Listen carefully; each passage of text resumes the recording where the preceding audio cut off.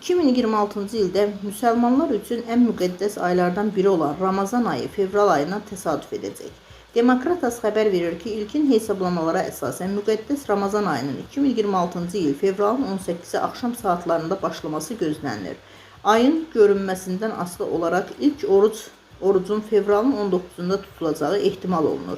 Məlumata görə Ramazan ayı təxminən 29-30 gün davam edəcək. Bu müddət ərzində müsəlmanlar sübh azanından gün batımına qədər oruç tutacaq, ibadətlərini artıracaq, fitrə zəkatı verəcək və mənəvi paklanmaya xüsusi önəm göstərəcəklər. Ramazan ayının başa çatması ilə əlaqədar qeyd edilən Ramazan bayramının isə martın 20-sində qeyd olunacağı gözlənilir. Bununla belə, bəzi mənbələr Ramazan ayının fevralın 18-də başladığını, Ramazanın bayramının isə martın 19-na təsadüf edəcəyini bildirir. Bu fərqlilik ayın görünməsi ilə bağlı olduğundan dəqiq tarixlər rəsmi qurumların açıqlamalarından sonra müəyyənləşəcək.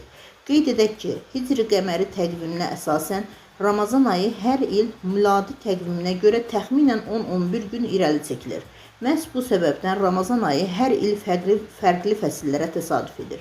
Xatırladaq ki, 2025-ci ildə Ramazan ayı martın 1-də başlamışdı. 2026-cı ildə isə Ramazanın fevral ayına düşməsi oruç tutanlar üçün günlərin nisbətən qısa olması baxımından daha rahat hesab edilir.